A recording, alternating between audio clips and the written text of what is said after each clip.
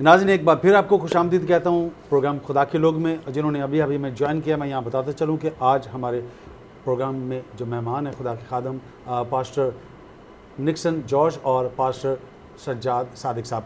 हम बात कर रहे हैं आज मुख्तलिफ मौज़ूआत के ऊपर, और पहली सेशन में हमने बात की है जो बदरूहों के हवाले से। अब हम बात करेंगे शिफा के हवाले से। अक्सर एक सवाल ये भी आता है कि जो शिफा के हवाले से कि शायद आज की जो कलीसिया है वो ज़्यादा बीमार हो गई, और हर तरफ जहाँ भी देखा जाए, अगर चर्च के बाहर देखा जाए तो उस पर भी बोर्ड पे ये लिखा हुआ है कि जी आप शिफा लें, और क्रूसेड करवाए जाते हैं तो वहाँ पर भी ये चीज़ें देखते हैं, लंगड़े चलते हैं, ठीक है, लंगड़े चलते हैं, अंधे देख रहे हैं, ठीक है, ये सब चीज़ें ऐसी हो रही हैं। ऐसा नहीं है कि जब मसीह यीशु का ज़माना था तब भी लोग बीमार थे, आज भी लोग बीमार हैं। बात वही आ जाती है कि जो खुदा के साथ कनेक्ट हैं वो जब दुआ करते हैं तो बीमार शिफा भी पाते हैं। लेकिन अगर कोई शख्स खुदा के साथ कनेक्ट नहीं तो फिर शायद मौज़ूआत भी नहीं होते। तो मैं आपसे सवाल ये करना चाहूँगा, सर आपसे शुरू करते हैं जी, शिफा और मुआज़े में हाँ फ़र्क क्या है? यीशु शिफा भी दे रहे थे और मौज़ूआत भी कर रहे थे।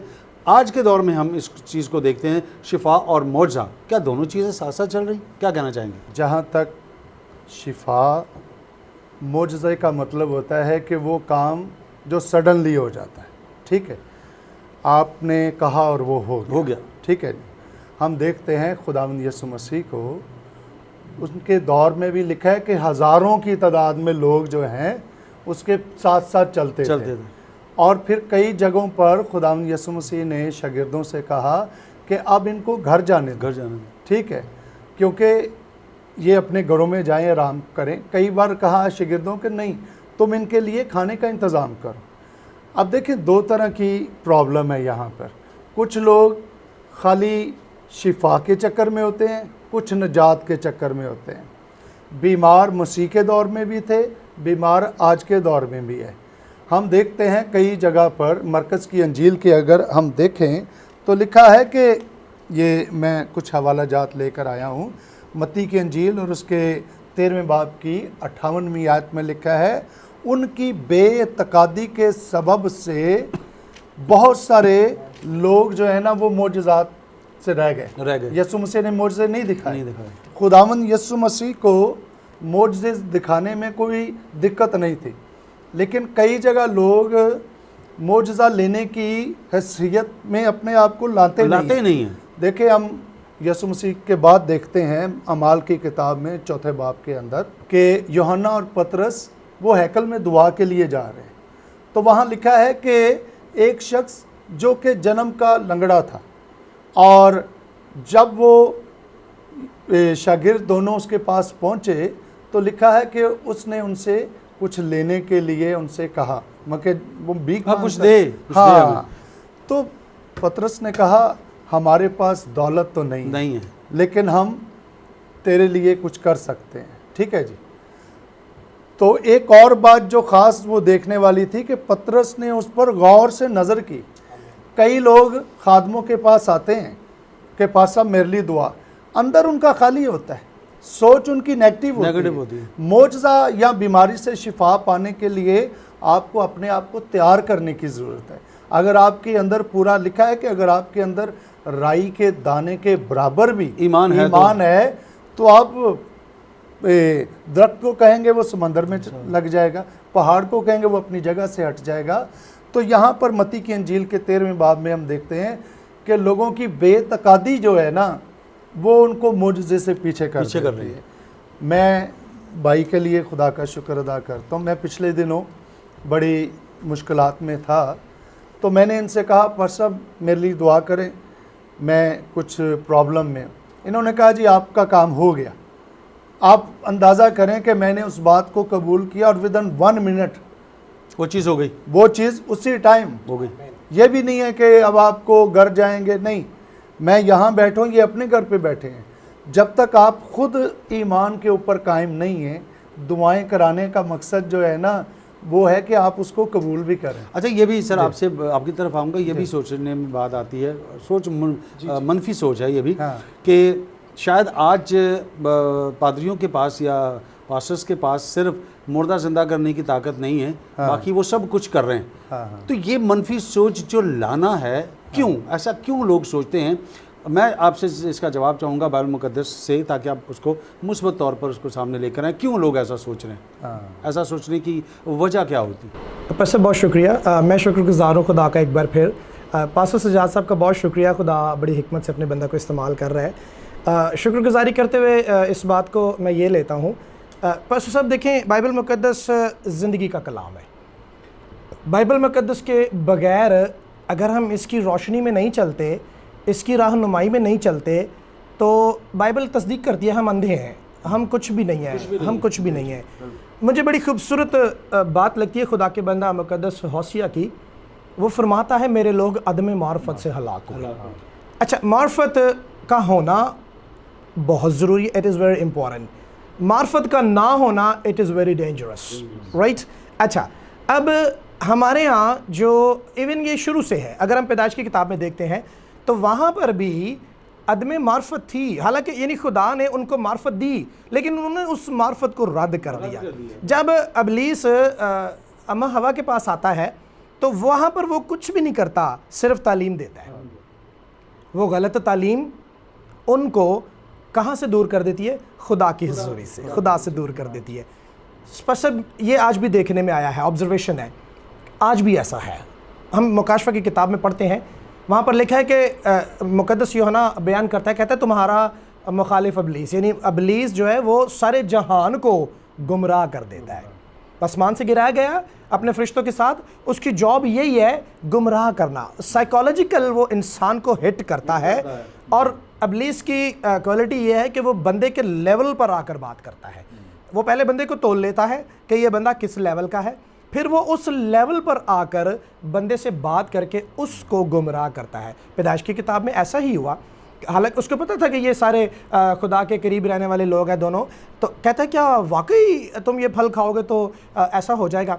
यानी वाकई का लफ्ज़ जो उसने इस्तेमाल किया, ये यानी उसको पता था, लेकिन उसने गुमराह करने के लिए कि जैसे मुझे कुछ पता ही नहीं तो है। लोग आज भी गुमराह ही हो रहे हैं। हाँ, गुमराही आज लोग गुमराह हो रहे हैं कि शिफा या मौजज़ात पादरियों के पास जो है तो ये सिर्फ मुर्दे नहीं जिंदा करते। ये ट्रू है पास्टर जी बात, और ये कभी भी ऐसा नहीं हो सकता। यीशु मसीह नासरी कहता है आसमान और ज़मीन टल सकता है लेकिन मेरे मुंह की बातें नहीं टलेंगी। यीशु मसीह नासरी अपने शागिर्दों को कहता है कि जो मौजज़े तुम देखते हो तुम इनसे भी बड़े बड़े काम करोगे। ऐसा नहीं है कि अगर आज के खुदा के खादम जो हैं वो मुर्दा ज़िंदा नहीं कर सकते, लेकिन उसके लिए खुदा के खादमों की कुर्बत खुदा के साथ है। जितनी ज़्यादा कुर्बत आप करेंगे उतनी ज़्यादा ब्लेसिंग्स आपकी। लेकिन भाई साहब, दुनिया के अंदर हम देख रहे हैं, मुख्तलिफ क्रोसेट्स के अंदर देख रहे हैं, मुख्तलिफ खुदा के खादमीन हैं जो खुदा के साथ जुड़े हुए हैं। हम मौजज़ात को भी देख रहे हैं, हम शिफा को भी देख रहे हैं, हम अंधों को भी आंखें में देख रहे हैं, और लंगड़ों को हम चलते हुए देखते हैं। क्या ये मौजज़ात नहीं है? जी बिल्कुल मौजज़ात है, बिल्कुल ये मौजज़ात है। मैं थोड़ा सा इसको परसेप्ट क्लियर करता हूँ। शिफा और मौजज़े में फ़र्क है। शिफा वो है जो अगर हम डॉक्टर के पास जाते हैं, फॉर एग्जांपल मैं बीमार हूँ, मुझे बुखार है, मैं डॉक्टर के पास जाता हूँ। कई ऐसे लोग हैं हमारी कम्युनिटी में, वो दुआ गो नहीं होते, वो खुदा के खादमों के पास नहीं आते, वो चर्च भी नहीं जाते, इवन खुदा के साथ उनका कोई रिलेशन नहीं होता। वो बीमार होते हैं, उनको किसी भी किस्म की बीमारी आती है, वो डॉक्टर के पास जाते हैं, हॉस्पिटल एडमिट होते हैं, और वहाँ से उनको शिफा मिल जाती है। ये शिफा है। लेकिन जैसे अगर हम मुकद्दस पतरस की सास को देखते हैं, उसको तप आया, तो लिखा है यीशु मसीह नासरी उनके घर में गया और उसका हाथ पकड़ा और उसके अंदर से तप चला गया, यानी उसको डांटा डपटा। ये शिफा है, ये मौजज़ा है, यानी शिफा है। अच्छा, अब मौजज़ा क्या है? यीशु मसीह नासरी ने मुकद्दस लाजर को ज़िंदा किया। डॉक्टर जिंदा नहीं कर सकते। अगर आप किसी हॉस्पिटल में जाएं, इवन डॉक्टर्स भी कई बार ये कह देते हैं कि जी आप अपने इस पेशेंट के लिए अब दुआ करें, हम कुछ नहीं कर सकते। ये मौजज़ा है, यानी वो काम, मौजज़े का मतलब होता है वो काम, वो अनहोना काम जो खुदा के अलावा कोई नहीं कर सकता। ठीक है, इसको मौजज़ा कहते हैं। तो मौजज़ात खुदा करता है, खुदा की कुदरत करती है। शिफा का काम खुदा करता है, खुदा की कुदरत करती है। और मैं समझता हूँ बहैसियत एक खादम होने के नाते और मसीही ख़ानदान में पैदा होने के नाते से, रोशनी में पैदा होने के नाते से मैं फ़ख्र फ़ील करता हूँ इस बात पर कि मेरा यस्सु पूरी दुनिया पर, मेरा यस्सु सब कामों पर कादिर मुतलक खुदा है। वो शिफा देने पर कादिर है, वो मौजज़ात करने पर कादिर है। हमें कभी भी ऐसा नहीं कहना चाहिए, यानी जो मनफी बातें, जो मनफी सोच है, इस तरह से हम खुद अपने मुंह से यीशु मसीह नासरी को रद्द कर देते हैं, उसकी कुदरत को रद्द कर देते हैं। बल्कि हमें हमेशा ये कहना चाहिए कि हम उस खुदा के लोग हैं जो जिंदा कादर मतलब खुदा है, आसमान जिसका तख्त है, ज़मीन जिसके पाँव की चौकी है, वो कल आज बल्कि अब तक यकसा खुदा है, जो मौजज़े जो शिफा का काम वो उस वक्त करता था वो आज भी करता है। सर आपकी तरफ आऊँगा, ये जो मनफी सोच आती है, क्या वजूहत हैं कि लोगों के अंदर खुदा के खादमों के लिए ये मनफी सोच का आना? जी जी, क्या वजूहत हैं कलीसियाई तौर पर, क्यों इस तरह की सोच जो है वो आती है? देखिए मनफी सोच, भाई ने बड़ी अच्छी बात कही कि ये तो बागे अदन से काम चल रहा है। सबसे जो दुनिया के अंदर मनफी सोच लाने का मकसद इंसान को खुदा से जुदा करना है। ये नहीं है कि ये ठीक ना हो, ठीक वो डॉक्टर से भी हो रहा है या किसी और से भी हो सकता है, लेकिन नेगेटिव सोच लाने का असल जो मकसद होता है कि ये अपने आप से उकता जाए, अपने पैदा करने वाले को। पौलुस रसूल ने रोमियो के ख़त में लिखा कि वो चीज़ें जो तुम्हारे अंदर ये बात साबित करती हैं कि खुदा है, जब हम इस बात से दूर हटेंगे तो मैं नाउमीद हो जाऊंगा। नेगेटिव बात डालने का मकसद है कि ये बंदा नाउमीद हो जाए। नाउमीदी जो है ना वो मौत को पैदा करती है। लिखा है ना कि गुनाह जो है ना वो मौत को पैदा करता है, गुनाह की मजदूरी। ये नाउमीद उस वक़्त बंदा होता है जब वो खुदा पर भरोसा छोड़ देता है। दूसरी बात जो मैं गुनाह की बात कर रहा था, ये भी एक गुनाह है कि आप के अंदर से एक एबिलिटी है। लिखा है कि ग्रंथियों के ख़त के अंदर लिखा है कि तुम किसी ऐसी आजमाइश में नहीं पड़े जो तुम्हारी ताकत से बर्दाश्त से या ताकत से बाहर हो। हाँ, और खुदा सच्चा है, वो तुम्हें निकलने की तौफीक देगा, ताकत देगा। तो जब हमारे अंदर नेगेटिव सोच होगी तो हम इस बात के लिए कायल हो जाएंगे। मैं आपको अपनी बात बताता हूँ कि मैं करीबन 15-20 साल से ना मेरी कमर में दर्द थी। तो सन 2000 में डॉक्टर मैरिल निकी का जब फर्स्ट टाइम मैंने कराची में प्रोग्राम अटेंड किया, उसी दौर में मैंने तौबा भी की। तो उन्होंने कहा जी कल हम बैके के लिए ना दुआ करेंगे जिनकी कमरों में दर्द है। तो अब उन्होंने कहा जी खड़े हो जाएं, दुआ करेंगे। तो मैं ना कुर्सी पे बैठा रहा और मैंने कहा ठीक होना होगा ना, इधर ही हो जाएंगे, ऐसी कोई बड़ी बात नहीं है। और आप अंदाज़ा करें कि जैसी लोगों ने, अब खादमा ने दुआ शुरू की, मेरी कमर के अंदर ऐसे कुछ चीज़ जैसे वाइब्रेट हुई है और मैं आज तक समझो कि ठीक। सर इसी को मैं बढ़ाऊंगा आगे। तो सोच की बात, सोच जब आपकी मुस्बत होगी तो उसका रिजल्ट भी जो है वो मुस्बत ही होगा, मुस्बत हो जाएगा।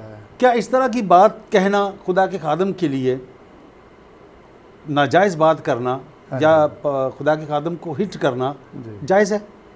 मुख्तसर सा जवाब दीजिएगा क्योंकि हम फिर जी पास्टर जी मैं बिल्कुल आपकी बात को बढ़ाता हूँ, इसको खुदा का शुक्रिया अदा करता हूँ। देखिए बाइबल मुक़द्दस ये बयान करती है इज़्ज़त तेरी वधावेगा याकूब दा खुदा। मैं पास्टर जी के साथ जब हम ट्रैवलिंग में थे, अभी आ रहे थे आपकी तरफ, तो हम यही बातें करते हुए आ रहे थे कि दुनिया में दो तरह के लोग हैं जिनके पास ये अंजील है और वो अंजील लेकर ऐसे खिदमत को निकल रहे हैं। पास्टर जी उसमें एक खादम है और एक आदम है। खादम वो है जो रियलिटी में खुदा के साथ कांटेक्ट में है और वो खुदा की पाक मर्जी से चलता है, पाक रूह की हिदायत में चलता है। आदम वो है जो इसको मिसयूज़ करता है।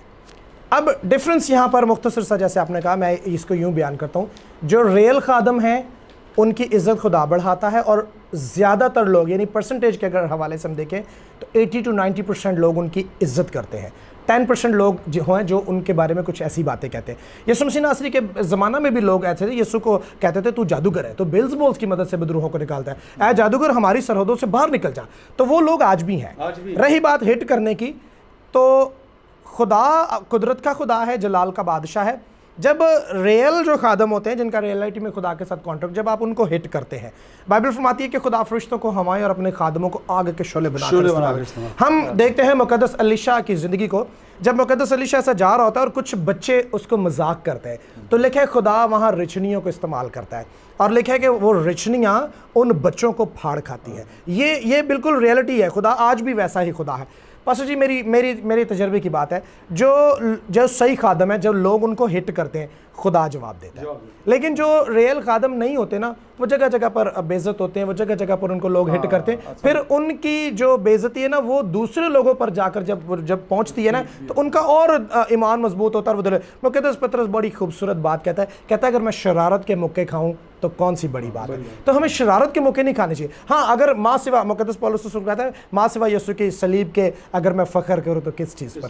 तो अगर हम रियल खादम है ना, तो फिर यीशु की खातर अगर हम बेइज्जत हो रहे हैं तो कोई बात नहीं, लेकिन अगर हम शरारत के मौके खाते हैं तो वो फिर जो ना हमारे लिए बात ठीक नहीं है। तो ये कुछ खादमों पर भी डिपेंड करता है। और खुदा ज़मीन पर रहते हुए मुक़द्दस पौलुस रसूल बड़ी खूबसूरत बात कहता है वो हमें सताते हैं, हम दुआ करते हैं। ठीक है, तो ये बिल्कुल गुड एंड बैड दुनिया में ऐसा चल रहा है। जो हिट करते हैं उनको फिर रिजल्ट भी मिल जाता है। यीशु के खिलाफ भी बातें हुई और आज भी ऐसा हो रहा है। अच्छा, मैं एक बात, सॉरी सर, हमें ब्रेक लेना पड़ेगा। ब्रेक के बाद हम आके दोबारा यहाँ से जरूर शुरू करेंगे। नाज़रीन, यहाँ लेंगे एक छोटा सा ब्रेक और ब्रेक के बाद आकर अपने सिलसिले को दोबारा शुरू करेंगे जहाँ से हम उसको मुनक़ता करेंगे। हमारे साथ रहेगा। Stay with us.